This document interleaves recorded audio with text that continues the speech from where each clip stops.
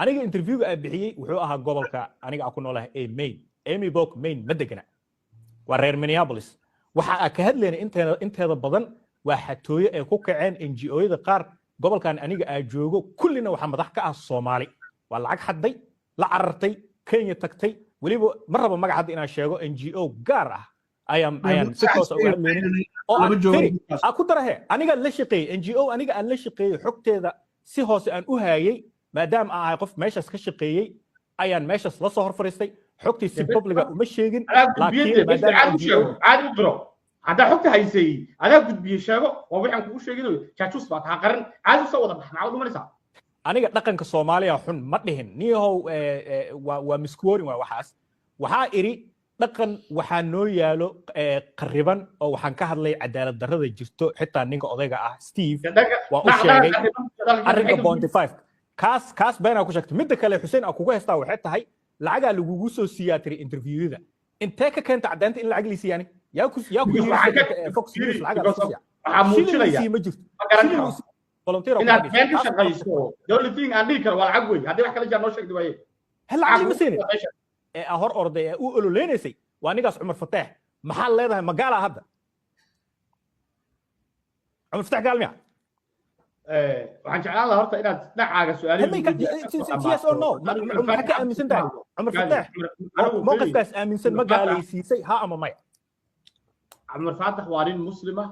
afkiisana kama usan qofka xataa inuu yiraahdo qabyaalaysan daa markaas dad Soomaaliyeed waxa kale iska daa inuu ololeeyo iska daa qofka xataa inuu qoomaluud noqdo insaanka looga baxo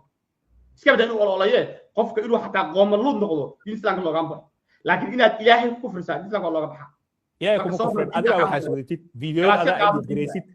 what okay waayahay su'aalihii uu ku weydiiyey bal ka jawaab Cabdi Iftiro su'aalahaas oo ahaay maxaa Amy Bock oo hadliyay Soomaa yes Soomaalida ka hadlaysay wallahi Soomaalidu waxbay xadeen si fiican waa fahmay oo yahay oo qarsoonayn xaq baan u leedahay ka hadashay dib ugu laaba kaada ku leeyahay qofkii ku leedahay waa gooni si balance loo helo maxad u oran weyday Soomaalidu dabaqad hoos ayay arrintan uga jireen dadka waaweyn ee cadaanka ee lacagta soo saxiixay ee magacooda lagu soo qaaday maxaa u soo qaadi weyday awdhihi weyday intaanu waa qurana xashiishka lagu wada daro taasaba aniga ka diidanahay Amy Bock waxay ka mid tahay dadka ugu sareeyay ee ma ahayn mid ugu sareysay Soomaaliya garab taagneed sheekadan kala shaqeysay xatooyadana si fiican oo kala shaqeysay Soomaalida kale ee dhiiqada gashayna ama lacagta xadayna Soomaali kala dhiiqada sii gelisay marka Amy Bock yaa laga dhigin 100% responsible inta wanaagsan daawadayaal kula soo dhawaada doodii aynu ku balansanayna u dhaxaysa Xuseen Jaamac oo ah wariye aad iyo aad caan u ah isla mar ahaantaasna ku caan baxay inuu baaro kiisaska faraha looga gubtay ee dadka gaarka ee u tababaran ay baari karaan sidoo kale waxay doodaan kala qayb qaadanaya qoraaga weyn Cabdi Nuur Iftiin Somali Cowboy si fiican wada taqaanaan oo waayihii la soo dhaafay gaar ahaan dhowrkii week maraha bulshada isaga u haystay si goori ayaan labadoodaba u wareysanay laakiin uma suurtagelin aanu mar qura isla helno fikirkan waxa ka dambeeyay wariyaha weyn ee Ruucadaaga ah Maxamed Ciise Marac Cadashow oo barnaamijka ila daadihinaya oo qayb weyn barnaamijkan ka ah inta aanan u guda gelin doonto sidee u dhacaysanaan idiin soo gudbin Marac Cadashow daawadayaal halkii milyan 40,000 ayaa uga dhiman odayga caawa buundadaas dhinaca kale aan u tilaabsiino meeshan ha igu ceebaynina waa hagaag doodaanu siday u dhacaysa daawadayaal xarash iyo madax ayaanu u tuurnay intaysan doondu bilaabanin waxaa ku horeynaya Xuseen Jaamac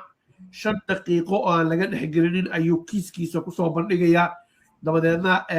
Cabdi Iftiin baa la wareegaya 5 daqiiqo dabadeedna su'aalihii iyo jawaabihii ayaa bilaabanaya gabagabada barnaamijka mid walba waxaan siinaynaa dhowr daqiiqo oo markaas uu waqtigiisa asaguna uu ku soo afjaro doodiisa oo garnaqsi ah su'aalaha iyo jawaabaha waa la iska dhexgeli karaa laakiin 5 daqiiqo la iskama dhexgelayo iyo 2 daqiiqo u dambeeya qof walba aynu siin doono mawduuca aynu diiradda saarayno waa mawduucii caankaada weydeen waraysigii Cabdi uu siiyey falcelintii Xuseen Jaamac ee ka dhalatay iyo baraha bulshada wixii qabsaday ayaanu eegi doonaa waxa Xuseen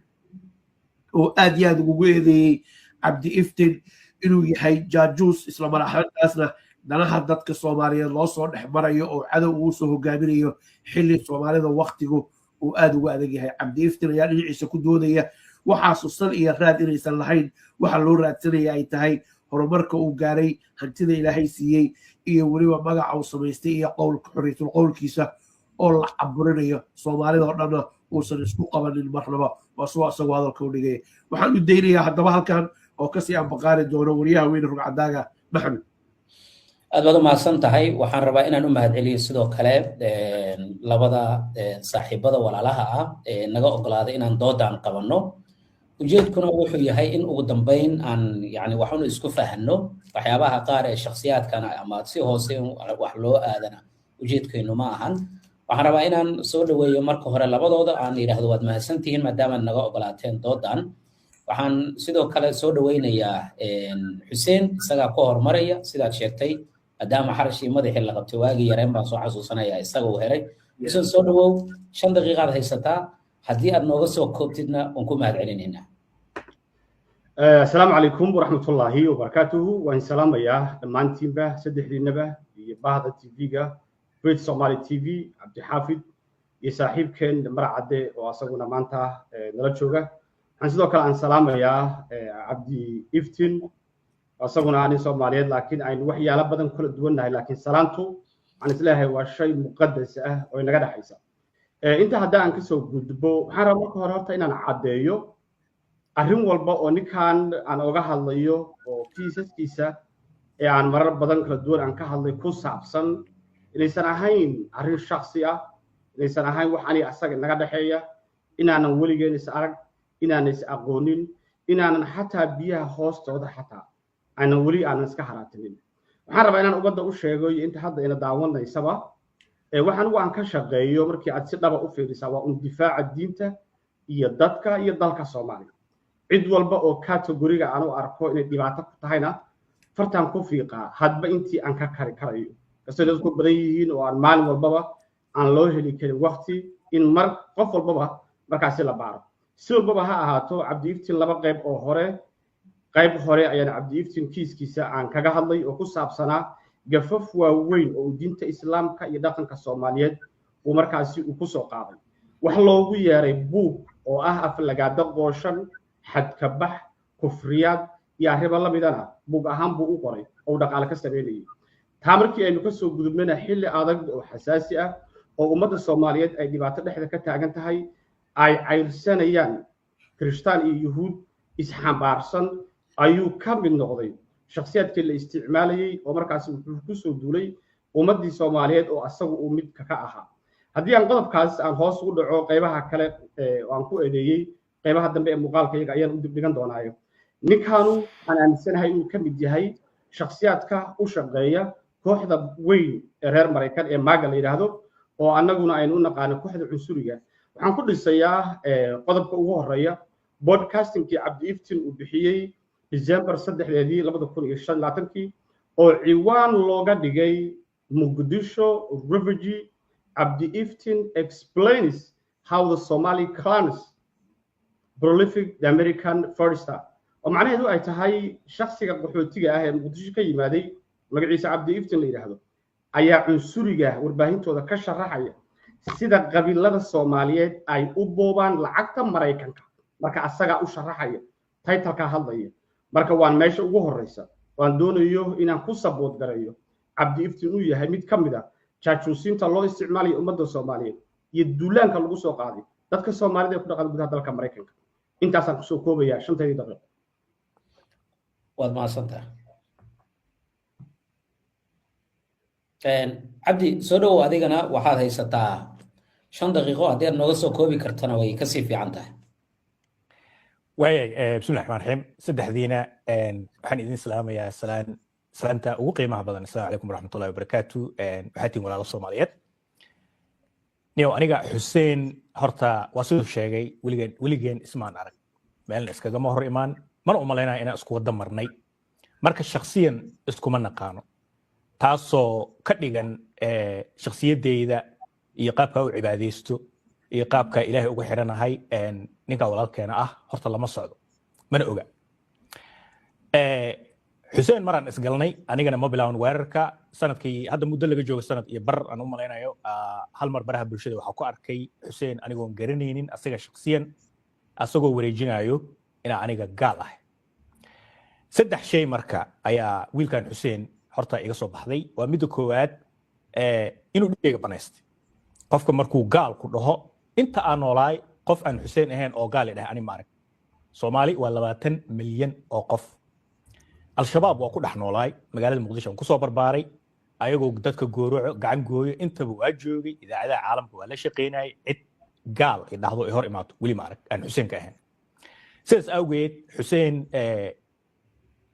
maadaama uu gaal igu yeeray caddeynteedana uusan haynin anigana aan iska diiday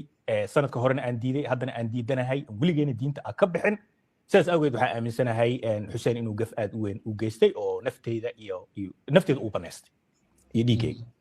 taas waa mid ereyga jaajuus horta nagu muuda cusba laakiin markii ugu horreysay jaajuus la igu yeero waa sanadkan waana isbuucyadan ama maalmahan hadda aan ku guda jirno ujeedada ugu weyn xuseen waxaa malanaya maalin dhaxaas markuu hadlaayna wuxuu yidhi idaacadaha caalamku la shaqayn jiray muqdisho uga soo hadli jiray sidaas awgeed waa jaajuus sidaasna jaajuus laguma noqdo ma aqaano cidda looga sheekeeyo oo Soomaali ah oo hadalkaas qaadan karto qodobka kale xuseen aan kula yaabay waxaa ka mid ah xeer waxaa jiro ragga Soomaaliyeed ku dhigan xeerkaas oo ah haddii tuhun uu jiro dhibaato jirto si hoosaa loo wada hadlaa oo waa la wada xiriiraa oo bara bulsho inta lasoo fariisto qof la iskama gaalisiiyo oo jaajuus laguma tilmaamo xuseen ilama soo xiriirin qaab walaalnimo oo Soomaalinimo oo muslimnimo igulama usan soo hadlin oo waxaa arkay ninkii oo iska socdo oo aniga igaaleysiiyey jaajuusna igu tilmaamo waa labada shay ee ugu xun qofka bini'aadinka lagu tilmaamo waxaan rabaa markay halkaas joogto inaan iraahdo Soomaaliya 2005tii aniga xaadiran ahay waa joogay waxaa jiray nin Soomaali oo dhan wada taqaano oo aan ahaa oo la dilay gurigiis lagu dhex dilay waliba xaafadda aniga aad deganaa waxaa loo dilay wuxuu ahaa jaajuus waa markii noogu horreysay aan maqalno 2005tii adiga almuhim 2005 ilaa haddeertaan markaan fiiriyey xogta ama daatada ugu yaraan 45,000 oo Soomaali ah oo hooyo iyo caruur iskuulka dhigato kuwa dugsiga dhigto wadaadda caan ah macallimiin iyo dad siyaasiyiin ah ayaa la dilay 45,000 waxaa loo dilay labadaas erey awgood waa gaalooween oo waa sheeka khawaarijta ee wado iyo waa jaajuusiin ayaa loo dilay marka maanta way naga hooseeyaan waa waalidiin waa bam loo dhigay xabad ha lagu dhufto adiga dad aad u tiro badan ayaa horta lagu dilay marka xuseen buu og yahay oo waa qof saxaafadda ku jiro si fiican u og ereyadan qofka naftiisa inay dhaafin karto waxyaabaha uu baraha bulshada ka sheegayo ku faafinayna in ay jiraan dad dhageysanayo oo bistoolad iyo mindi iyo wixii doonaanba la soo baxayo sidaas awgeed xuseen wuxuu qalqal geliyey nafteeda iyo nafta qoyskeyga iyo nafta saaxiibadeeda dhammaan caalamkii oo dhan wax aanan aniga shaqo ku lahayn aan waxba ka ogeyn ayuu ninkaas odayga soo riixay oo wax kama jiraan ah niyo midaas waa midda kale waxay tahay xuseen waxa iga soo dhax baxday in qabyaalad ama wax aan aniga u fahmo munaafaqnimo inay jirto waxa taas kaaga cad waxaa jiro dad aad u tiro badan oo diimaha aan diinta islaamka ahayn faafiyo oo Soomaali af Soomaali lagula hadlo meel walbaba joogo YouTube iyo baraha bulshada aad ka heli karto ma aanan arag xuseen oo kuwaas soo qaato ama wax ka sheego sida aniga uu bunbuniyay uu dilka igu xukumay uusan dadkaas ugu xukumin taas ayaa waxay ii muujisay xoogaa in xuseen uusan ahayn qof Soomaalinimo meesha u joogo qaab qabiilaysan ninka Cabdi Iftiin hala caburiyo beelaha uu ma aqaan kulay uusan raali ka ahayn meelahan ka dhashay ayaan u fahmay anigana Soomaaliya waxay u taqaanaa inaanan qabiil waxba ka ogeyn waxaan rabaa inaan caddeeyo baraha bulshada waxaan ku jiray muddo anigoo difaacayo qarankeyga dalkeyga Soomaaliya gaar ahaan waagii ciidamada ama dowladda Itoobiya ee damacday badda inay qaadato waxaa ka mid ah raggii ugu horreeyey ee dooda habeen iyo maalin soo fal weliba anigoo nafsideeda halis geliyey Abiy Ahmed wejigiisa iyo waxyaabo uu sheegay soo qaatay anigoo og jaajuusiinta Itoobiya inay dalkan nala joogaan dalkeenana ay joogaan anigoo og nafsideeda halis geliyey ayaan qarankeyga iyo dalkeyga iyo dadkeyga difaacay weligeena qabiil kuma imaan baraha bulshada xuseen aniga waxyaabo fara badan oo wanaagsan waan sameeyey qof bini'aadina ahay waa laga yaabaa waxyaabo qalada inuu iga dhacay xuseen hal mar asagoo soo qaadanayo wanaagga aan baraha bulshada ku sameeyey ama dhalinyarada aan isku xiray waxyaabaha wanaagsan ee aan qabtay hal mar asoo sheegayo lama arag taasoo kuu muujinayso weerarkan haddii inuu yahay weerar aniga u fahmay shakhsiyan ama qaab mid qabyaaladaysan ama munaafaqnimo ku dheehan intaas ayaan uga baxay waxaan dib idinku soo celinayaa hadalka idinka dhankeena ustaad cabdixafiid soo dhow aad iyo aad labadiina waa mahadsantihiin dabcan waxaan rabaa inaan su-aalaha u guda galno xuseen adaan mar kugu soo celinayaa inta uu cabdi iftin sheegay aad dabagelaysa miyaa jira cabdi iftin horta wixii aan weydiiyey eedii aan ku eedeeyay horta kamuusan jawaabin wuu noo sheekeeyey marna derbigu isku qaaday marna derbigu isku qaaday wuxuu yiri weligay gaal la ima dhihin maxaa la yidhahdaa mana gaaloobinin inkastoo topicaasi topic horey u ahaa midii hadda aan ku eedeeyey oo jaajuusnimada ahaydna kamuusan hadal podcasting inta soo fariistay ayuu cunsurigii Maraykan asagoo la socda ayuu afkoodii iyo luuqadoodii ku hadla haddaysan midaasu jaajuusnimo ahayn oo weliba uu leeyahay xogta annaga og Soomaalida anaa aqaana hoos baan ula socdaa ayagaasaan yidhaahdaa tuuganimadu waa dhaqankooda annagaa naqaana ayuu public u yiri yuu leeyahay wuxuu ku sheegayaa mid ka mid ah nimanka maaga u shaqeeya cunsuriga ah ee Donald Trump lacagta uu siiyo si Soomaalida iyo Muslimka loo caayo ayuu si public inta ugu waramay u sheegay malaayiin waxyaalado been ah oo san Soomaalidu lahayn si Soomaalida loo dhibaateeyo haddaysan mid xuseen haddii aan su'aal arrintaa ku saabsan waxaan inaan isla fahano anigu eedeynta aan jeedinayo waa inuu ninkan ka jawaabaa uu yiraahdaa eedeyntaanu sidaan ma ahayn iyo sidaan ahayd iyo hadduu qaldanaana uu gaawsado marka inuu isku kaana dhax kariyo cambuulo marna uu yiraahdo hal ay qaldo marna hal ay la soo hadlo maxaan kala hadlayaa midda kale oo meesha waxay tahay waxaan sheegay waxaan aan ka shaqeeyo waa difaaca diinta iyo dadka Soomaaliyeed anigu marka wanaaga dadka sameeya ma abaal mariyo intii wanaag sameeysa aakhira iyo adduunba Ilaahay uu liibaanaya laakiin waxaan ka shaqeeyaa waxa weeye inaan farta ku fiiqo ummadda duulaanka ummadda ku ah waana midka ugu daran cabdi iftin waliba ugu munaafaqsan dadka iyo diinta duulaanka ku ah marka waxaan rabnaa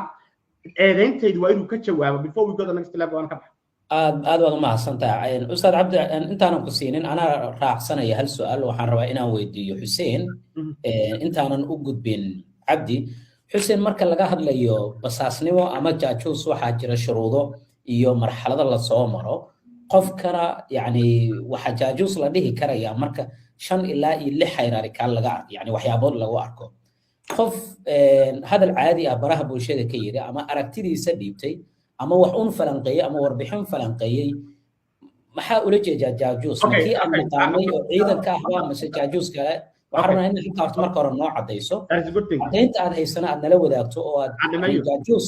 marxalada buu leeyahay la marsiiyo marka qofka lagu eedeynayo Xuseen intaan cabdi u gudbin horta eedeynayso waa kee horta marcadow inaad horta adigu ma tihid askarigii category-ga inuu sheegi lahaa inaa leeg baa hadda iga dacayeen ba ma tihid in aniga ii sharaxi karaya ama noo sharaxaya waxa ula jeedaa su'aasha rabno waxay tahay inaan fahamno waxaan isla fahamno nooca jaajuusa ku eedeynayso firi waxaan rabnaa don't defend this inkaan nabad difaaci karo inaad difaacdaan su'aal baa rabaa inaan weydiiyo su'aal baad weydiisay yaana murmin aan haldo isbaygu waxa ugu daran the biggest spice waa isbay loo isticmaala tusaale ahaan oo kale haddii anigu Soomaali ahay oo cadaanka Mareykan ay doonayaan inaan xog Soomaali aan keeno waxaa loo dirayaa qof dhaqankooda yaqaan loo dirayaa ma arkaysaan sidoo kale waxa isbay noqon kara haddii uusan xataa qofku aan si loogu dirin aas isbay ahaan waxa isticmaali kara media isbay baa jira waxa jira government isbay baa jira so many spies baa jira ninkaan nooca marka ha si aan cabdi ugu gudbino nooca cabdi saaxiib leeyahay warbixin qaldan uu siinaya si qaldan uu uga turjumaya dadka Soomaaliyeed asagoo la shaqaynaya warbaahimaha reer galbeedka waliba kuwada far right-ka la yiraahdo ee cunsuriga ah hadalku uu sheegayna waa hadal qaldan haduusa marka isbay aan ugu fasiri karin ninka ummadiisa hadal qaldan inta ka turjuma cunsuriga uu sheegaya horta fasiraadda adiga laga rabaa asagana waxa laga rabaa inuu ka jawaabo waxa ku qasbay at this time ee laga doonaya marka media isbaa noocaas u qaadanayna si aan isbay media way isbay media yes nooca rabna inaan ogaano oo kaliya ay cabdi soo dhow waqtiga dhan waa qaadateen goormay hadlaan cabdi soo dhow marka xabad kama jiraan waxa ninka odayga Xuseen uu sheegay waxa rabaa waxa ay hor yaalo dictionary-ga Webster waxa qeexaynaa ereyga spy waxay burin doontaa gabi ahaan buu ninka odayga uu sheegay ereyga spy waa a practice of spying or using spies to obtain information about the plans and activities, especially of a foreign government and competing company. ereyga jaajuus waa in qof loo isticmaalo si uu xog aruurin xog u helo xogtaasoo laga helayo qaab sireed dowlad ama hay-ado ama kambani nin meel soo fadhiistay cunsuriga la hadla war ma ahan jaajuus kuma tilmaami kartid nin meel soo fadhiistay public ah oo dadkii oo hadlaayo midda kale niyahow xuseenow uma malaynayo oo main degan organizationada Soomaaliyeed oo main degan oo duuban oo adoo ka hadlaya oo farta ku fiiqaya xogahoodan gudbinaya qaarna qoraal u gudbinaya qaarna verbal u gudbinaya maxay yihiin hadii sabdaas waxa ka kacwa inta ku aragtay nin adiga muhurida ma soo kacda wax un ma iska sheegtaa kula yaade xog aniga aan sheegay oo aan qorneen fiiri hal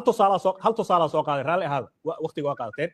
hal tusaale soo qaadanayna xuseen waxyaabaha uu ka soo qaatay warbixintaas ninkaas interviewga aan la yeeshay waxaa ka mid ahaa arrinka lacagaha la diro iyo argagixisii qaabka iskugu xiran yihiin wuxuu ka dhigay sidii aniga inaan iri maqaal la qoray oo daawacan oo public ah qof alaalay qofka Google gareeyo anigana ma qorin shaqana kuma lahayn marka niyow hadda xog aniga Google ah ka soo helay oo banaanka taalo oo IRS dal Mareykan la yiraahdo ku noolna waa isnaqaana xogaha dhan walba laga heli karaa qaabab loo galaa jirto aniga meel inta aska soo fariisto warbixin aniga aska wato aska keensadin ma jirto wax marka meel aan ka soo xigtay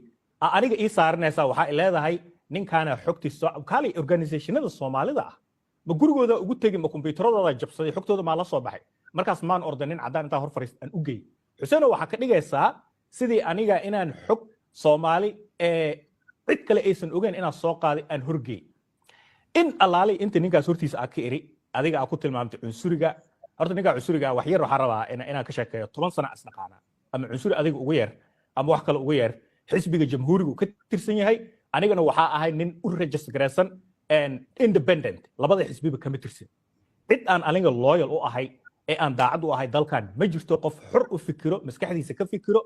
dadkeena haday qaldan yihiin way qaldan yihiin waa farmooqa kama xisho tuugatiina leeyahay tuugiyihiin haday dad fiican yihiin oo wanaagsan yihiin dad wanaagsan yihiin leeyahay marka ninka odayga ah xogihii aan soo bandhigay iga dhigaysay sidii ina aniga soo xaday xog ninkan aan hor keenay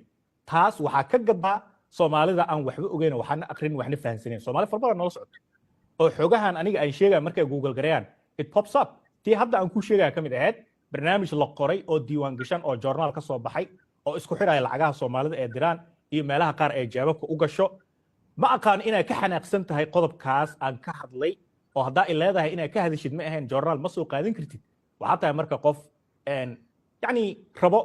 in aad aamusiso dadka kale taas ayaan u fahmay taasoo dalkan anaga aan joogno haddii aan ka soconayn Xuseenow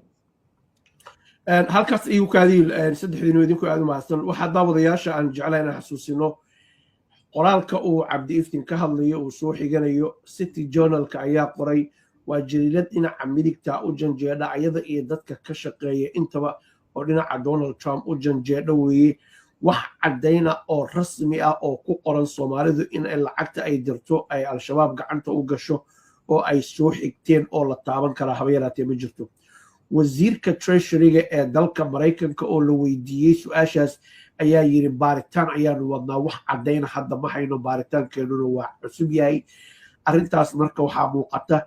joornaalkaasu danta uu ka lahaa iyo waraysigii Cabdi Iftiin lala yeeshay iyo hadalka Xuseen inay isla jaan qaadeen laakiin xaqiiqada marka la eego ilaa iyo haatan Mareykanku wax cadayna soo bandhigeen ma jirto haddii urur argagixisan dhaqaale la siiyo annaga oo dhan inaan ka kacno weeye maxaa yeelay berito annaga ayana xabsuuqayaan maxamed waad mahadsan tahay cabdi waxaan rabaa inaan ku weydiiyo marka laga yimaado eedaynta waxaad sheegtay ninkan far right-ka ah inaad 10 sano aad istaqaaneen oo aad saaxiibada ahaydeen bal 10 sano wax ma nooga sheegi kartaa maxay waxyaabaha yani saaxiibtinimadiina ay ku gadaameen marcado waxaan rabaa wax yar inaan 10 sano isnaqaanay ku soo koobo aniga waxaan ahaa columnist nin columnist oo wada naqaanaa dad qofka opinionka qoro saxaafadda gudaha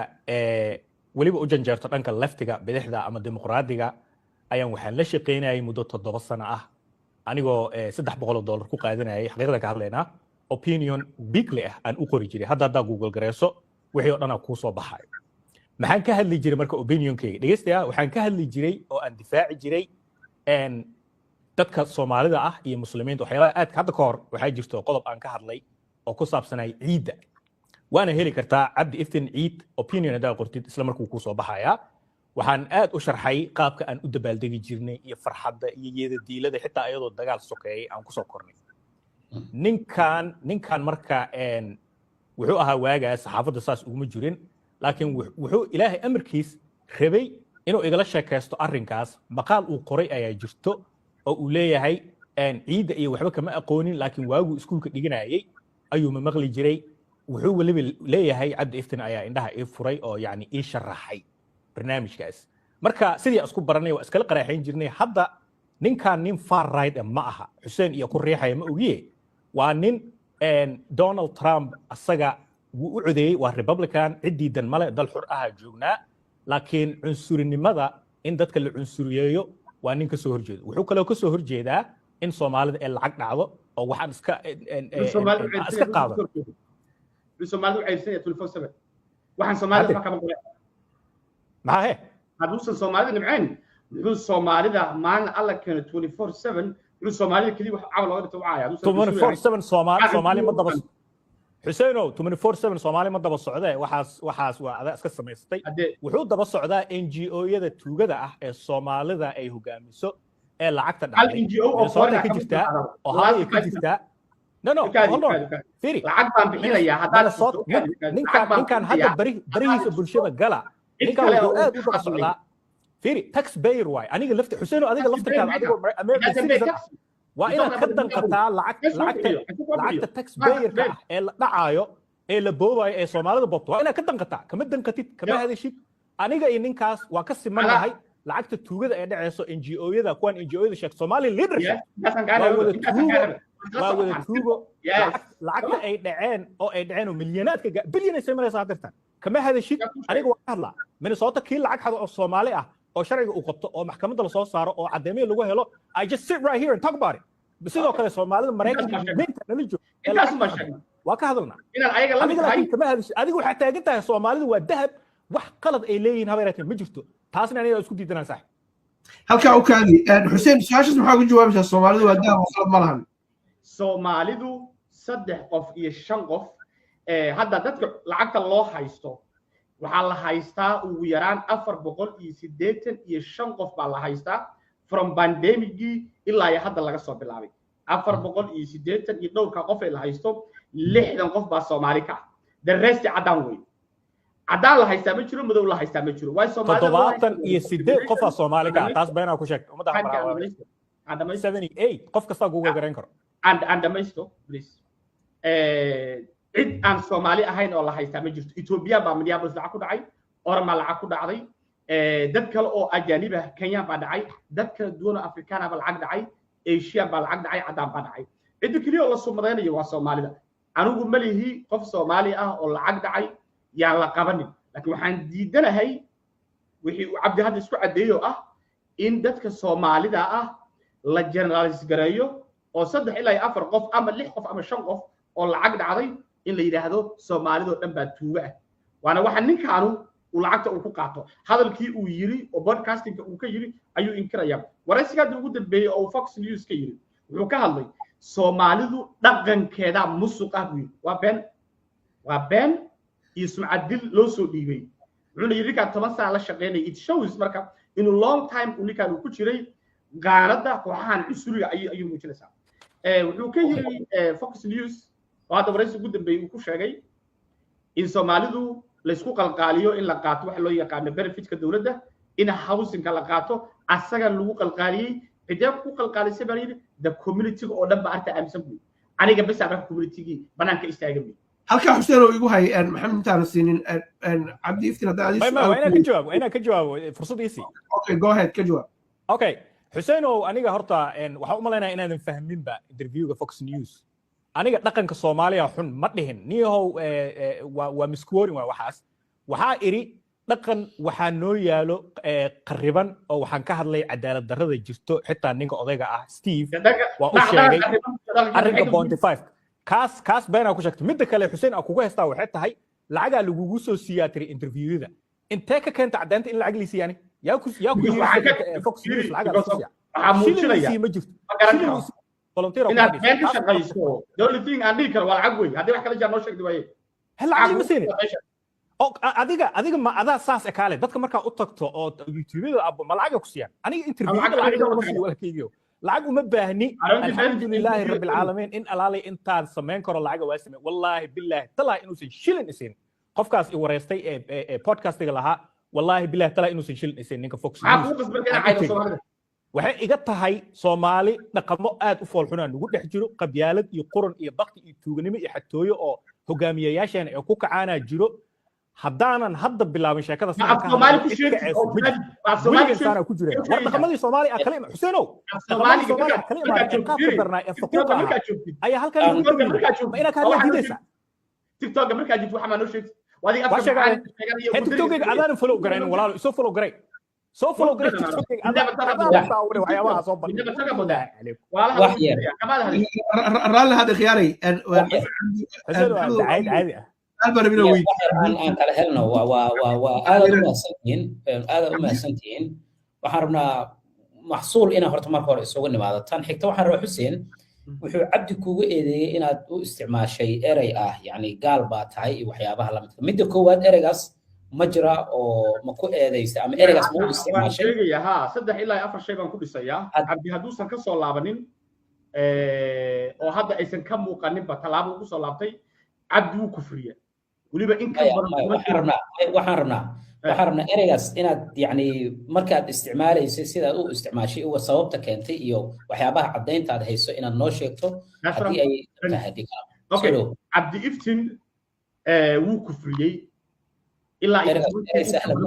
ما هلا دي سؤال بقى وديسي let me explain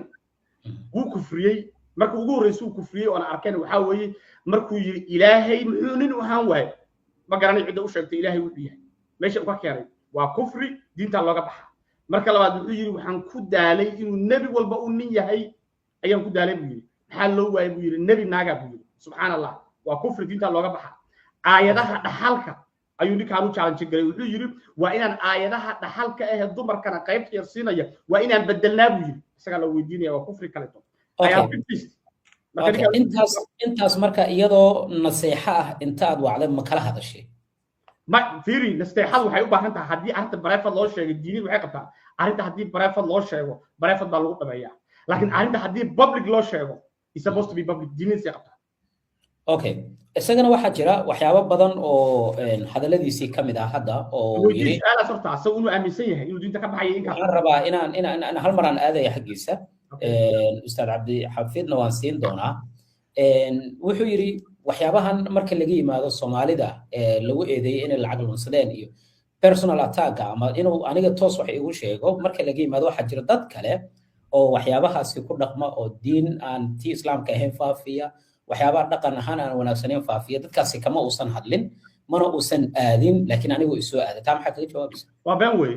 waxaan ka hadlay gabdho qomaluda oo intaas oo kooxood ah ayaan ka hadlay boqolaal dhalinyaro baan ka hadlay mid dadka aniga igu dhow baan ka hadlay oo xataa la xiray gabdho la xiray baa jira Mareykanka jooga miya ashraf baan ka hadlay inta qof aan ku sheego gaadi Umar Barbar baan ka hadlay ashraf baan ka hadlay waliyo anigu aan qaraabana dayaxaydan ka hadlay gabdhaan ka hadlay boqolaal qof baan ka hadlay minimum 20 qof oo Soomaali oo kala duwan baan ka hadlay oo Mareykanka jooga miya Mareykanka ma joogaan ku Mareykanka jooga meel kala duwan bay joogaan malaayiin qof baan ka hadlay dumar baan ka hadlay cid walba baan ka hadlay hay-adan ka hadlay gaalan ka hadlay waxaan rabay cabdiiftiin inaan su-aal weydiiyo markaad ninka caddaanka waraysiga siinaysa oo lahayd Soomaalidu community waxay igu dhiirigeliyeen section 8ka inaan galo anoo shaqaysan kara inaan markaas cayr qaatiyo waxyaalaha la midka Soomaalidii waxa xaday tuugay ahaayeen maxkamad baa xukuntay maanta cid difaaci kartaa ma jirto war cad weeyaan dadka caddaanka oo ayaga laftigoodu wax xaday oo gudhigo ahaa oo Soomaalida arrintan u keenay oo islaanta Amy la yiraahdo ay ku jirtay hogaamiyaha ay wahayd malaayiinta lacagta lunsatay ayadii saaxiibadeed maxaa ayagana u sheegi weedo dhihi weeday Soomaalidana intaana wax caday caddaankuna waxay ahaayeen baasha raggii buriska ku dhuftay ee keenay ay ahaayeen maxaa saas oran weedo Soomaalida kaliya diiradda u saartay aad u mahadsan tahay horta xuseen gantaalo aad culus soo riday gaalaysiinta iyo qoomuluudka arrinkaas waxaan jeclaan lahaa inaan dib ugu soo laabto qoomuluudka laga daayay because waa arrin wanaagsan waxaan ka jawaabayaa su-aashaas ka jawaabayaa dadkana daawanayo weliba gaar ahaan aniga ugu xiran bishii weliba way qoran tahay bishii April ilaa June ilaa July 2024kii ilaa weliba samarka markuu dhamaanayo waxaa ii saarnaa bartayda TikTok aan aad uga hadlay gabadha cadaanta ee loo yaqaan Amy Pock dhowr mar ka soo hadlay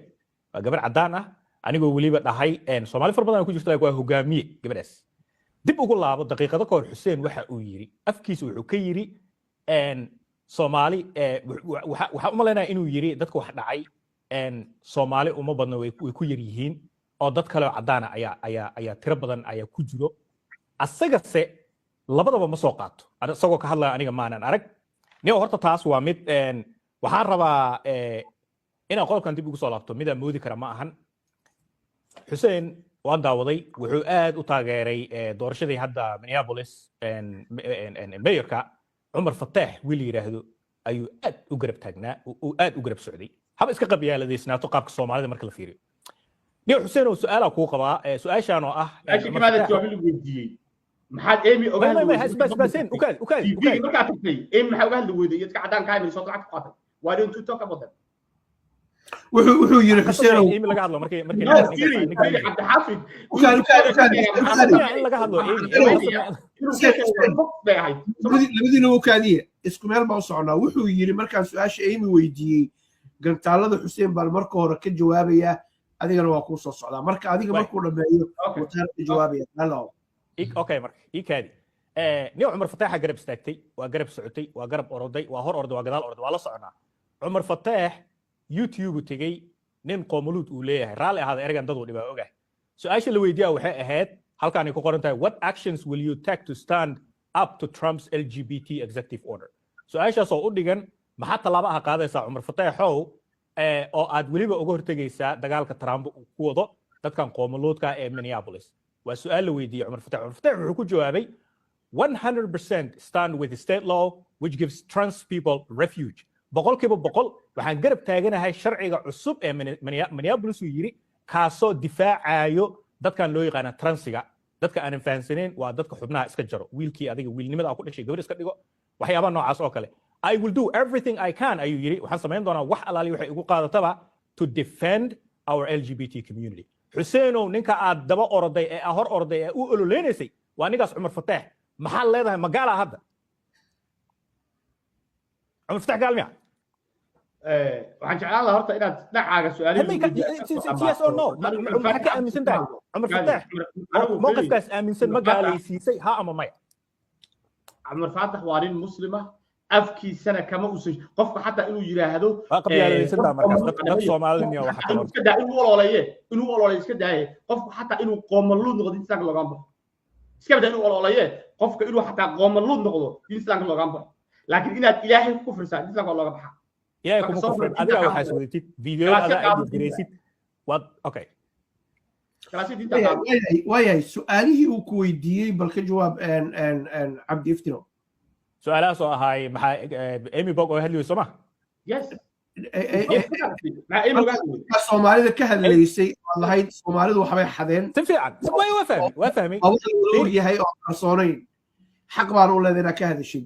dib ugu laabo kaada ku leeyahay qofkii ku leedahay waa gooni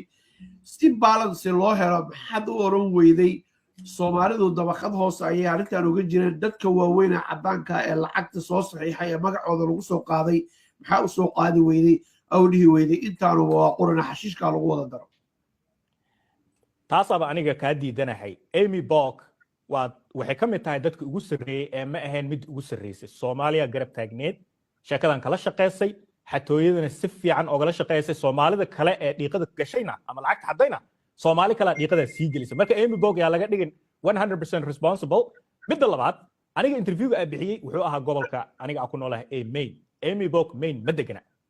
waa reer Minneapolis waxa ay ka hadlayeen inteeda badan waa xatooyo ee ku kaceen NGO-yada qaar gobolkan aniga aan joogo kullina waxa madax ka ah Soomaali waa lacag xaday la carartay Kenya tagtay waliba marraba magac hadda inaan sheego NGO gaar ah ayaan si toos uga hadlaynay oo aan firi ku darahe aniga la shaqeeyay NGO aniga aan la shaqeeyay xogteeda si hoose aan u haayay maadaama aan ahay qof meeshaas ka shaqeeyay ayaan meeshaas la soo hor fariistay xogtii si public uma sheegin laakiin maadaama NGO aad u diro hada xogta haysay adaa gudbiye sheego oo waxaan kugu sheegay jaajuus baa taa qaran aad u soo wada baxnaa oo dhumanaysa banaan soo istaag way jiraan boqolaal jaajuusin oo naqaano banaanka taagay banaan soo istaag aad u soo bax hada NGO waxba ka qaldan saaxiibo xanaaq iskeeray waxaa ku iri NGO-ga aniga intaanan ba hadlin ayaa waxaa ku dhegay mataqaanaa wax loo yaqaanaa DHS Department of Health and Human Services waxay sameeyaan auditkii ninkan lagu soo qabtay marka idaacaddii ayaa laga sheegay markii wixii bannaanka ay imaadeen ayaa ani soo fariistay aan iri this is too much soomaalida waa xadayso ayagoo og ay xadayaan ha laga hadlo ma ahane aniga xog hoose oo aan haayay aniga ma ahayn fiiri billinka kama shaqaynayn xogta inta badan lacagta la xaday qofka billinka ka shaqeeya ayaa og war turjubaan turjubaan muxuu xog hayaa ku sharxo aniga xogta aan hayaa waxay ahayd ninkan Soomaaliga ah ee NGO-ga ka shaqeynayay inuu idhahay orod heblaayo Soomaali ah oo qaraabo ay yihiin gurigeeda ugu tag service u soo sameeyay hadhow hala buuxbuuxiyo 100% Soomaalida tuugnimada saasay sameeyaan qaraabadooda iyo qoyskooda intay shaqaalay intay soo arursadaan ayaa waxay leeyihiin waa qof tabaaleysan aan waxba qaban karin aan guri haysanin ha loo tago waa isla qaraabadii hadhowna markay they lie about billing aniga billinka kama shaqeynin wixii lacag ay xadeen xabad kama ogeyn laakiin waxaa ogaa in turjubaannimada been lagu qiraabto Soomaalida NGO-lada ay ku qiraabata ay tahay haddaana leeyahay ummad Soomaaliyeed hortooda ka leeyahay tuugnimo cad ayay ku dhaqaaqaan NGO-lada non-profitska Soomaalida wadato ee Mareykanka nagu nool qaar yar oo daacad waa laga yaabaa inay jiraan laakiin inteeda badan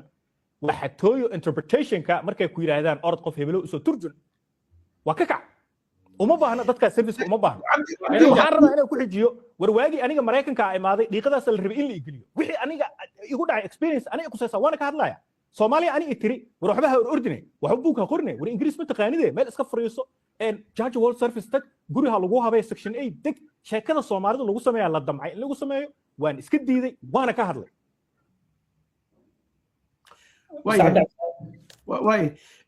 waa gartay xuseen waxaan rabay inaan ku weydiiyo su-aashaad weydiisay rabay inuu cabdi kusoo celiyo ahayd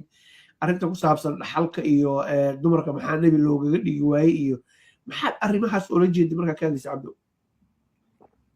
aniga wax kama hadlaynayo waa wax la iska soo edit gariyay Soomaalida yaa la waali aniga horta hal mid muuqaalada la adeegsado hal mid hadda ikaadiya muuqaalada la adeegsado Xuseen uu soo حتى شارب ما لهن وحكى الله 11 years ago how many عبد يفتن هذا معلد ما قاعد يفتن بجرته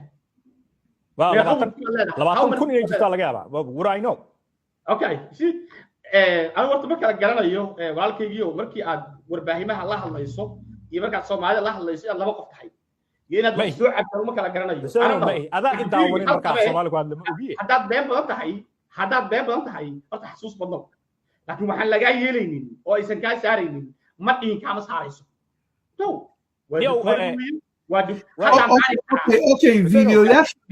videoyaasha duuban aad meelaha ka khudbaynaysid aad leedahay maxay ragga oo dhan nabiyo u wada noqdeen ma waxaa leedahay adigu saas maada oranin aniga saas ma dhihin waxaas waa edit toos la soo sameeyay YouTube 100 video ku jirto 11 sano ka hor wax aniga ah eri oo Xuseen iyo dad asaga la mid ah ay soo edit gareeyeen purposefully si meesha defamation ay u sameeyaan sumcadeeda loo dilo waaye aniga qof diinta islaamka ku dhashay wiligiisna ka Xuseen oo dhigaa fur wiligiisna diinta ka bixin wiligay alle diinta ka bixin shakani igama gelin quraanka laba mar dhimay Cabdi habeen dhaxas markaa sheekaysaneen intaas u sheeg neew adiga waa soo orday 45,000 qof ee Soomaaliya la dilay sanadii la soo dhaafay ee loo dilay gaala tahay ayagoo diintooda ku dhagan masaajidkooda ku jiro sheekadii aniyo baraha bulshada Xuseen oo la timid maanta waxa ka rabaa laba mid muuqaalkan wuxuu dhamaan doonaa adigoo wili aaminsan ina aniga gaal aan ahay ugu tilmaamtay taasoo ka dhigayso qawaarij toos ah ee waxba aysan gelin waxba laga dhaadhicin karin Xuseen hal su'aal ku weydiiyo hadii ii furan tahay hadda ka jawaab ama hadhow ka jawaab Soomaaliya waxaa tiri nidaamka dimuqraadiga ah waa nidaam gaal ayaa tiri dawladii oo dhan iyo dadkeedii ayaa gaalaysiisay hadalkaas ma sax mise been niyo anigu dooda waa joojinayaa waxaana kuula doodi karinin wixii afkaaga aad ka sheegtaad qaraysaa maxaan kuu jawaabaa qofkee u jawaabaa ma kargaadada hadla u jawaabaa isbaasaynin xuseen baasbaasayska iska daa aniga video ah soo edit garays haddaaba ku leeyahayba ilaahay subxaanahu watacaala kaftan ma galo jaaniskaaga waan ku siiyey lamito jaaniskaaga waan ku siiyey waad hadashay ana hadlo kula ixtiraam ee dood ma rabaa leeyahay meesha ka tagada dood waxaan rabnaa inaan garanno fiiri aniga hadalladii afkayga aan ka soo saaray responsible baan ka ah inaan ku iri gaal baan ah maxaa qirsani inaan dowladda Soomaaliya dastuurkeeda aan ku sheegay inuu yahay dastuur gaala ah maxaa qirsani waan ka jawaabayaa laakiin yaan oga jawaabayaa qofka waxa aan ku eedeynayo oo recorded ka ah ee public ah ee meel walba yaal asaguna ogol laakiin inaad ararto tirada ma oranin anigu marka ma xanuunsan baa tahay markaad gaalada u tagtaad nooc kale nin xanuunsan ma ihiye waxaa tahay khawaarijna soo hor fadhiyaa tahay dowladda inaa gaalaysiisay aniga ay gaalaysiisay mudan xasan maxamuud gaalaysiisay culimada Soomaaliyeed khawaarijna soo hor fadhiyaa tahay Xuseeno adhameeyo ogsiinaya waxaad sheeg ogsiinaya marka waxaan su'aalaha ka jawaabi karayaa oo aan ku qanacsan aan ka jawaabo wax walba wixii aan kugu eedeeyay qalbiyana inay dhabtahay baan aaminsan cibaado iyo ilaahayna ugu dhawaadaan ku sameynaya walina waxaan aaminsanahay inaad gaal tahay oo aad munaafiq tahay oo aad jaajuus tahay baan aaminsan soo xagartay maahan laakiin haddaadan kuwaas ka jawaabinin ma garanaysid waxa macana sameynaysan ku ukaadi si aan arrintan maxamed rabana siimaro waxaan rabaa si aan arrintan uga gungaaro daawadeen waxaan xusuusinaa fikirkiina nala wadaagtaan idinka laftigiina aad mahadsantihiin cabdi iftinow adigu marnaba ama 11 sano ha ahaato ama 20 sano ka hor ahaato mar aad tiri ma jirto ilaahay muxuu ragga oo dhan ragga oo dhan nabiyada oo maxaa looga dhigay rag ma jirto arrintan xaq Soomaaliya maya haddii la adid gareeyo waxay macnaheedu sheegaysaa waxaad tiri oo la soo jarjaray mar raba afkaaga kama soo bixin taas waxaa rabaa in ogaado maya afkayga kama soo bixin subxaanallah afkaaga kama soo bixin subxaanallah erey wanaagsan weeye ereygaas wanaagsan afkaaga ka soo baxay wax walba ka wanaagsan marnaba ma aadan oranin arrinta ku saabsan ilaahay rag iyo dumar ilaahay muxuu inuu noqday ma aadan oranin waaye waxa daawadeen xusid weeye ilaahay waa laysa kamithlihi shay'un wax lagu miisaalin kara ma jirto halkaa igu hay ustaad maxamed aad baad u mahadsantihiin waxaan rabaa muhiimaddu waxay tahay meesha ugu dambaysta inaan isugu nimaano labadiina waxaan rabaa laba su'aal inaan idin kala weydiiyo cabdi markaad ka hadlaysay arrimaha Soomaalida qaasatan marxaladda hadda lagu jiro oo aan ognahay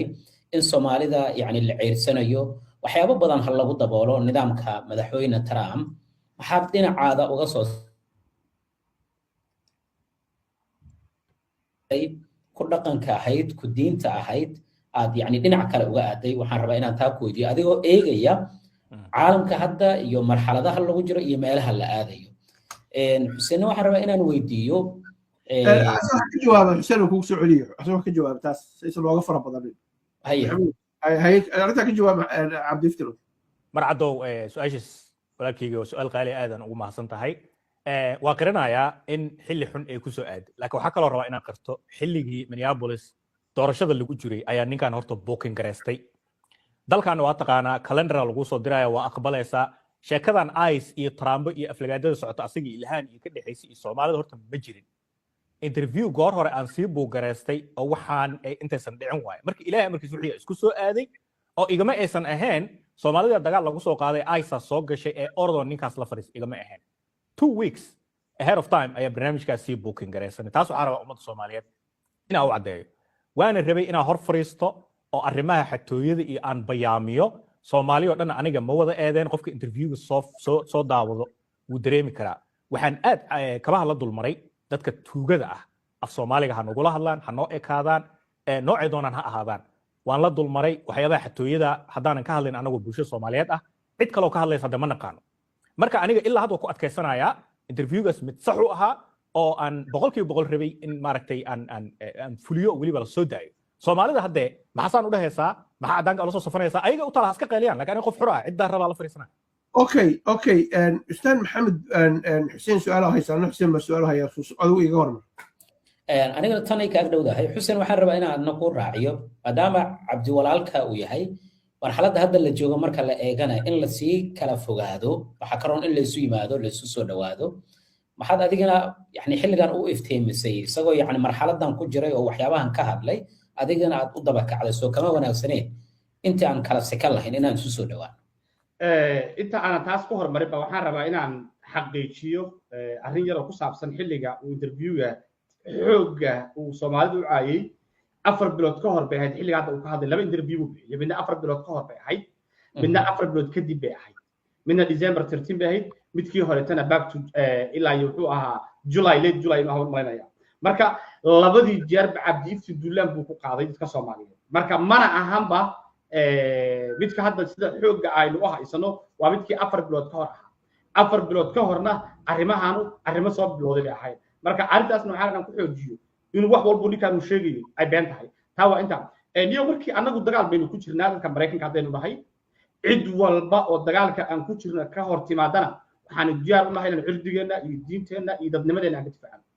Trump baan iska dhicinaynaa ka Soomaaliga oo jaajuskan iska dhicinaynaa kan cadaankan iska dhicinaa cidna inaan u aaba yeelaniga ima qorshaysaa cid banaanka soo istaagta sumcadeena iyo dadkeena duulaanka ku waa iska dhicinaynaa asaga iska daay midka aabahay dhalay xataa hadduu ka mid noqdo dabka saaraya marka Fox News iyo Trump iyo waxbaad ka sheegtay biya arrimahan aad ka yes every baan ka sheegay xalan ka sheegay yes Xuseen waxaan inaan ku weydiiyo arrinta hadda ninkan Cabdi Ifti uu ka hadlay markaanu ka soo tagno Soomaalida dhaqaalaha lunsantay ee Mareykanka waxa ay ceebeeyeen Soomaalidii kale ee Mareykanka joogtay iyo caalamka oo dhan ka cambaarla laga dhigay waa in yar dadka dhibaatada sameeyay haddana magaceeni waatan Trump habeen iyo maalin uu ku baqlaynayo wuxuu doono uu leeyahay oo waa qurbo yihiin uu leeyahay dalkooda dal burburay way uu leeyahay Trump waxa uu haystay baa la yiri dubbe iyo musbaar meel uu ku dhuftay ayuu raadinayay Soomaalida lacagta ku dhuxaday ayuu ku dhuftay haddii aan la iftiiminin darsi laga baran maayo Britain kuwa kala waxadaya hadduu ninkaan uu mikrofoonka qaatay uu ku adibay casharka barashada iyo iftiiminta waysan qayb ka ahayn oo in lagu taageeraysanahay yow fiiri waxaa jira dalka horta system baa ka jira cid walba oo lacag dhacdana dawladda soo qabata inta aad ka qaadato sanad 2 sano 5 sano doesn't matter the government they will find anyone oo lacag dhacay laakiin qofkaasu responsible kama ahan xagga sharciga dalka ka jira iyo hatta dhanka diinta marka la fiirino qof wax dhacay cidna ma matalo waa tuug asagu baa fiiri aniga dal lacag caawa dhaco la xiro aniga bad credit abay bad credit ma hooyada bad credit ma systemka hooyadii uma gelayo wiilkaaga lacag buu dhaco ma gelayso systemka inuu sheegaya sida daraadeed 60ka qof Soomaalida ah ee la qabsaday ayaga bad credit gelaya ayaa loo baahan in cadaaladda la horgeeyo waxa aan diidanahay waxa weeye marka 60 qof oo tuuga ah in magacii Soomaaliyeed dubban lagu dhufto waana waxa aan ka dagaalamayo waana qalad Trumpna sida uu ugu dhufanayna waa qalad sida ninkaan ugu dhufanayna waa qalad marka adiga sideed ugu dhufan lahayd 60 ka qof anigu waxaan oran lahaa 61 qof ayaa la qabtay oo lacag dhacday waa la xukumay simple as that maxay yihiin waa Soomaali America dadka kale oo lacagta dhacaya qaar baa inta qaar Ethiopian Americana qaar baa Kenyan Americana cid walba leeyihiin qaar baa hatta kuwa xajira lagu xirxiray meesha loo yiraahdo Chicago oo Russian oo shal soo galay baa jira oo tiro badan oo lacag ka dhacay dowladda Mareykanka the Russians marka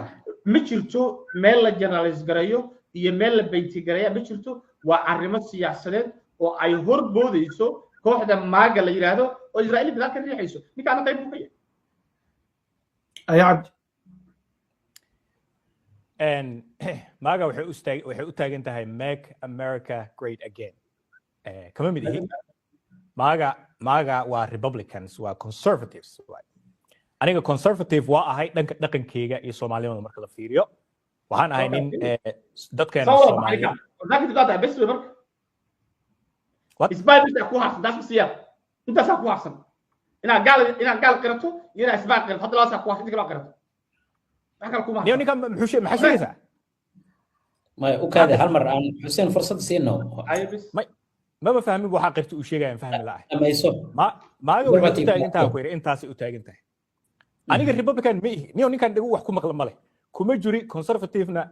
ma ihi aniga nin dhaxdhaxaada ahay dhaxdhaxaadnimada dal xuraa joognaa cidda rabaa la hadlayaa meesha rabaa fariisanaya haddii dadka ninka uu sheegayo aflagaado qalad ah ama been Soomaalida laga sheegay Soomaalida waxay xaq u leedahay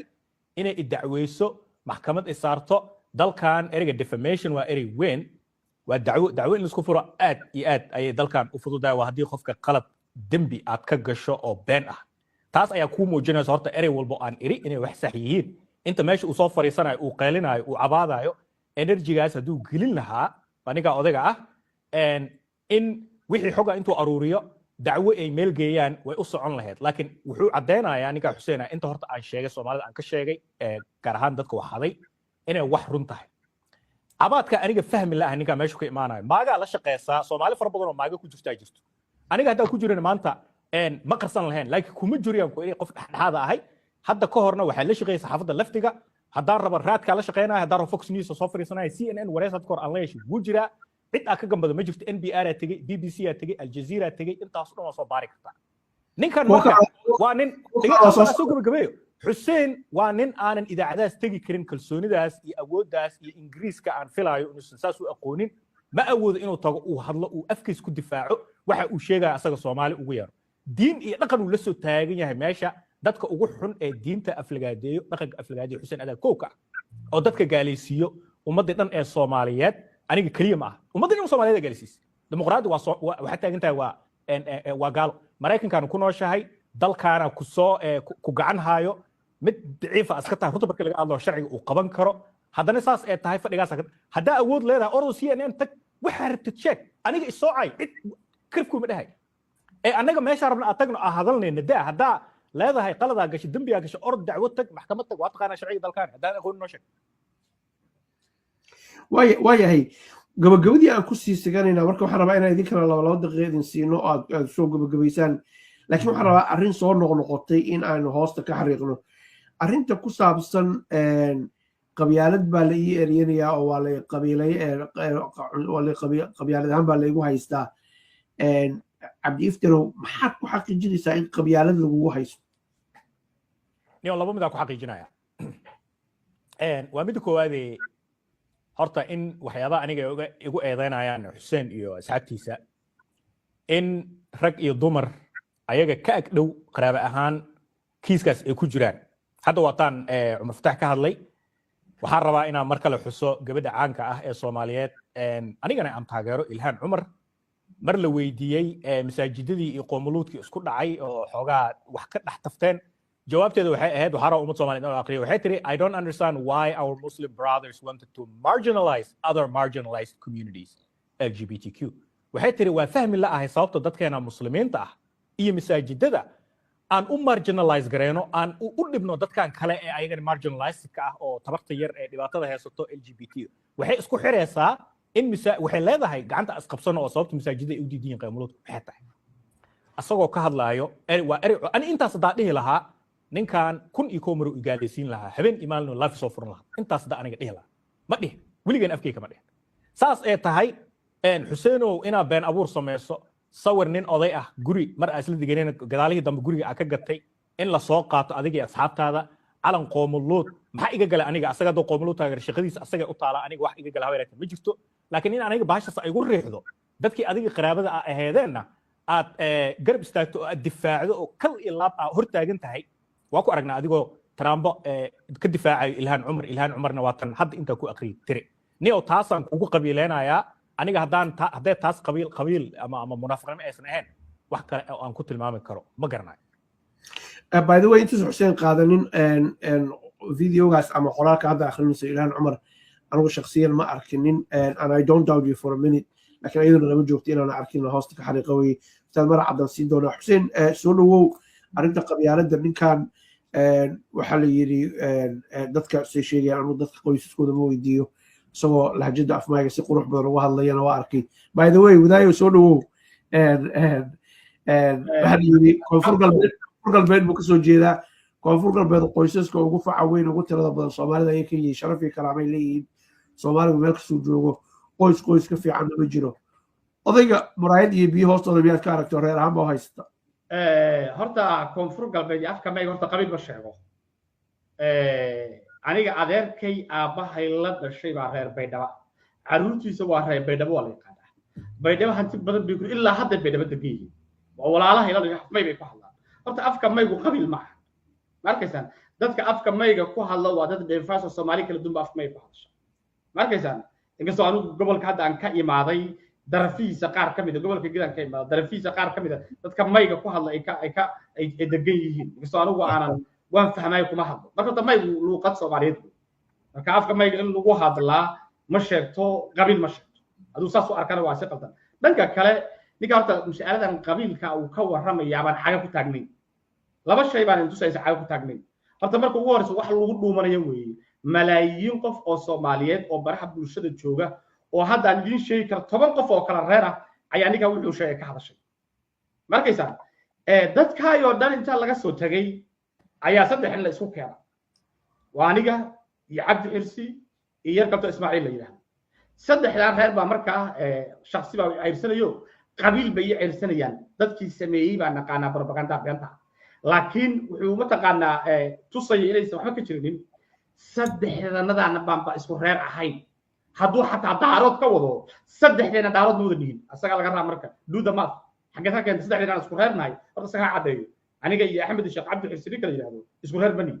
hadduu daarood u yaqaan xataa daarood isla wada dhihin rag baan daarood ahayn maalan daarood ahayn marka galaan ahayn Sheekh Cabdi gaan ahayn asaga xisaabta laga raa waxayna ku tusaysaaba inaysan waxaan caaga ku taagnay markii horena 100,000 oo qof oo Soomaaliyeed oo ka hadashay baadilkiisa sida uu diinta ugu duulayo sida uu dhaqanka ugu duulayo sida uu cunsuriga ula socdo ka damqatay ayaa ka hadashay laakiin saddex buu ka soo saaray saddexda marka kuwa waxay ku yiraahdeen qabyaalada madax martay saddexdana isku reerahe ana bilib bil lacag ruusiye kuuliba aan garanayo meelaha ka qaylo cheap ah waxa taa magacooda qori aqoon marka saddexaas xataa isku reer ma aha si guud ninkaan uu qabiil kuma haysto waxa aan kaga hadlaynaa waxaan kaga hadlaynaa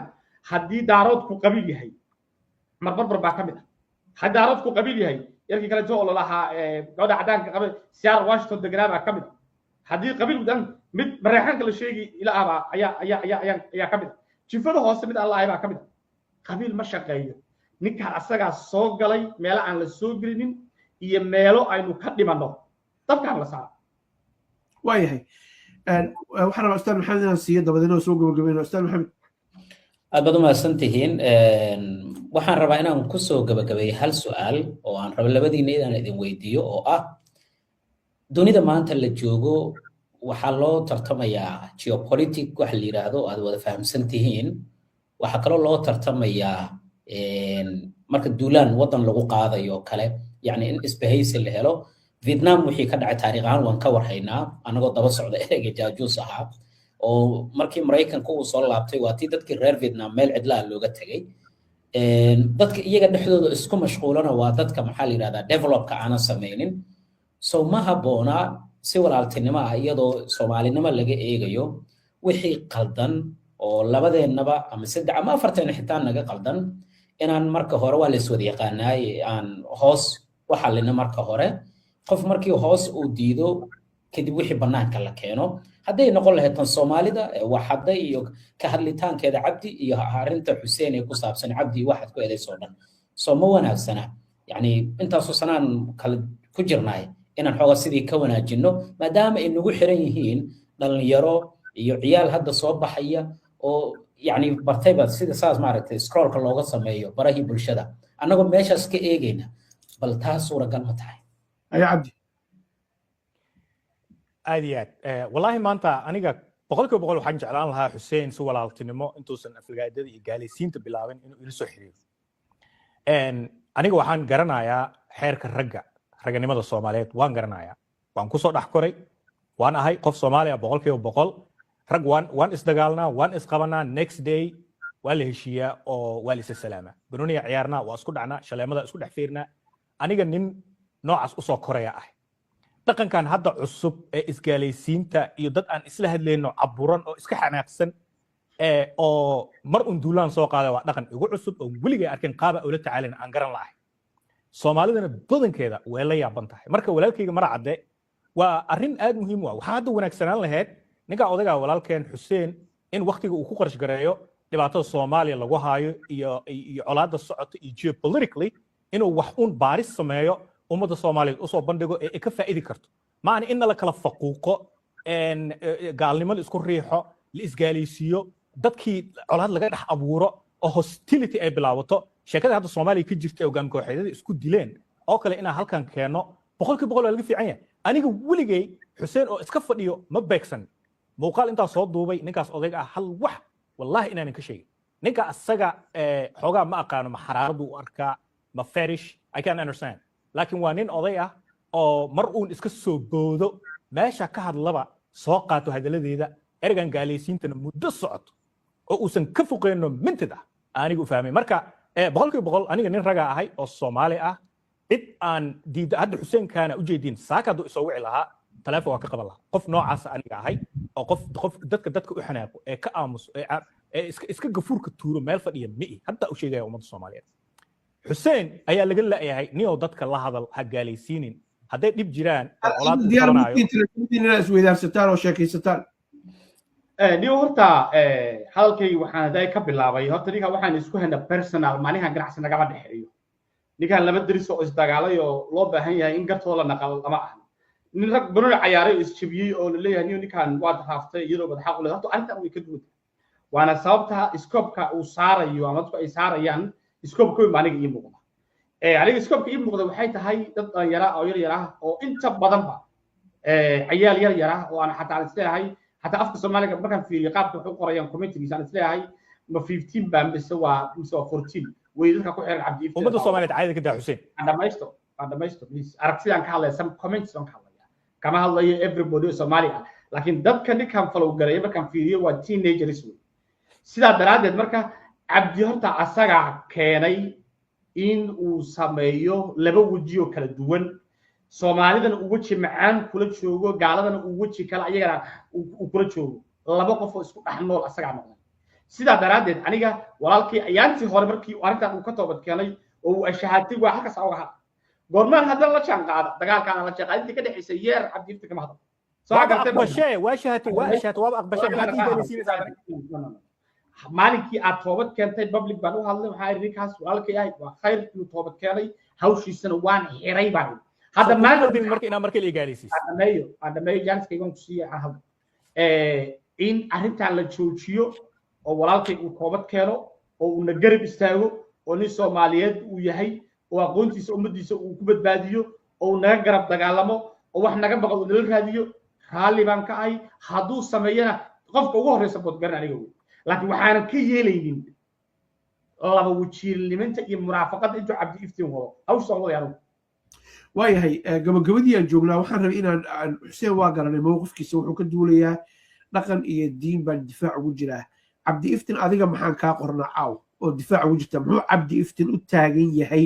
ilaan qof walba waxaa jira xuduud aan laga tilaabi karin iyo khadcas cabdi iftin muxuu u taagan yahay ninkaa garanay mowqifkiisa waxaan u taaganahay qarannimada Soomaaliyeed dowladda Soomaaliya maamul goboleedyada qof xor oo Soomaaliya ahay xilliga aan rabana waa canaanan karaa wixii qaldan markaan arko wixii saxan markaan arkanay ummadeena Soomaaliyeed waa ku amaanaa horta sideedaba ummad markay rabto inay wadada saxda qaado waa in ciladaha la sheego waa in waxyaabaha wanaagsan ee qabsoomeyna la sheego Xuseen taas uu iga duwan yahay ummadda Soomaaliyeed oo dhan oo gaalisiiyay afkiisu ku gaalisiiyay maadaama uu yiri dimuqraadiyadda dhanaba saas ah ko ani taas ma aaminsani fiiri waa ku saxsan qofku ku saxsan yahay inuu idhaho nin yahow hadda daa idhahdo cunsuriga ama dadkan republicanka ama Fox News ka har hafriisan hadii la idhaho oo si wanaagsan oo aqyaarnimo la idhaho waa ka fariisan karaa waxaan rabaa inaan xuso Fox News waxaan tagay kadib markii interviewgii ninka kale aan la soo yeeshay oo aflagaadada iyo gaalisiinta ay bilaawtay oo dadkan qarkii ay isaareen oo markay gaalisiiyeen si riixeen aan dhahay let me just make it even too much aan ku sii durray aniga waxa ay qof Soomaaliyeed ahay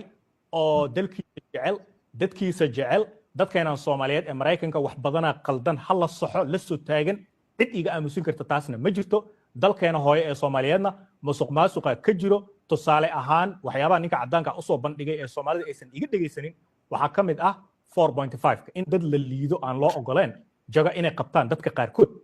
Soomaali aad u tiro badan ay kacday ee ugu taageertay Xuseen dhigaysa admayo Xuseen interviewgii qaybihi kale oo dhan wuu soo qaatay qaybtan yar ee cadaaladda Soomaaliya iyo dadkan la faquuq aan uga doodayo waliba dadkii ay kaceen beesha sharafta leh jareer weyne iyo beelihii kale aan loo ogoleen wasiirada qaar aan safiirada loo ogoleen aan madaxnimada loo ogoleen aan wasaarada loo ogoleen aan gudoomiyaha baarlamaanka loo ogoleen ee aan u hadlay hal mar asagoo ka soo hadlayo xuseen yaa arkay oo dhahayo cabdi iftiin taas wuu ku saxsanaa laakiin tanaa ku heesanaa ma dhahayo hal nin ay taasaa waxay ku tusaysaa ogaadi taasaa marka inay cadaalad darrada jirtaa waxay ku tusaysaa inuu dastuur gaalid yahay horaan waxaan u sheegay in dastuurka iyo nidaamka dawliga ee Soomaaliyeed cidii samaysay baan naqaana qodob walba halka laga soo gooyaa naqaana kuma gaaloobaan saas kuma gaaloobaan arrinta dastuurka ku saabsan dastuurka Soomaaliya meel ay kaga qoran tahay qaybta Ingiriiska iyo Soomaaliga ma jirto madaxweynaha ma noqon karo nin jarweynaha ma noqon karo meel ay kaga qoran tahay ma jirto meel ay kaga qoran tahay ma jirto waxa ku qoran in fact on the contrary opposite waxa weeye muwaadin kasta oo Soomaali ah waxa uu xaq u leeyahay inuu isa soo sharaxo wax doorto laga doorto laakiin waxa isku halkan u baahan in hoosta laga xariiqo labada qoys ee daarood iyo hawiyaha almudino dhakhtar u qoray isku dhiibaan xilka iyo dastuurka waxa ku qoran laba wax kala duwan weeye laakiin shaki kuma jiro labadaas qoys inay ayagu isku dhiibaan inta kalena wixii soo haray loo qaybiyo waa arrin in laga garnoqo loo baahan yahay Soomaali ay ka kacdo laakiin dastuurka kuma qorna jarweyne looma ogola inay qabtaan haddii cid qabanaysa ayaga xaq u lahaa oo intaas la dilminayay iyo kuwa kale la midka istaad mara cadaada ku sii su'aal baan qabaa waxaan daba socdaa markaad su-aashii ugu dambayso oo ah ninkan mowqifkiisa aragnaya cabdi iftiin adna maxaan kaa qornaa hal iyo laba eray waxa lagu yimaado sheek aniga horta waxaa ahay ummadda Soomaaliyeed ee barnaamijka daawanayso 100% qof muslim ah xuseen suur buu ii gaalisiin karaa diinta kama bixin waxyaabahan uu riixayna waxa u dhaantay wiilkaas odayga walaalkeena ah inuu qaab nasteexaysan oo walaalnimo dhinkayga u imaado oo diinta uusan iga sii riixin oo iga sii riixin taas waa taas aniga qof muslim ahay weligeena diinta kama bixin taas waxaa ummaddiina u caddeeya waa kow wax laga qoro waa midda labaad war jaajuus bi weligay hal mar inaan jaajuuso oo maleena lagu yiro saaxiibo aheen oo lacag la kala qarsaday la kala xaday taas in aan weligay dowlad lama shaqeynin dowlad hadda Soomaalida Mareykanka degan dowladaha la shaqeeyaan la kala xaday ma laba isla joogta bay ahayd miyaa iska ciyaalka caawida neo sheekada xiis badan ahayd wiil saaxiibo ana laba wiil saaxiibanahay oo waxaa jirtay aad jeclaa inay isku dagaalaan markasto isfeeraan mid aan marka xoogaa yar xoog badnaa ka yar xoog badnaa waxaa jirto nin kale asaga ka sii xoog badan oo hadda kor 500 shaleema ay ku galeen balwaan iyo jay xilli hore miyaa had may mar hore waay ha marka taas aniga jaajuusnimo hadii la sameeyo oo nin aan u tago dhigta aan isku diray noqonaysa taas isku diray noqonaysa laakiin sheekada Soomaalida ha iga qorto war aniga hadda jaajuusa TikTok ma soo fadhiistan Soomaalida dhexgeli lahay waxba xoga ururin lahay kuma dhex jiro meel iska deganahay TikTok iska fadhiya ummadaas iska dhex jira xogna ma aruriyo xuseen asaga investigator sheegto taas waa taas nin Soomaali ah oo dadkiisa jecel dadkiisa inay wanaagsanaadaan oo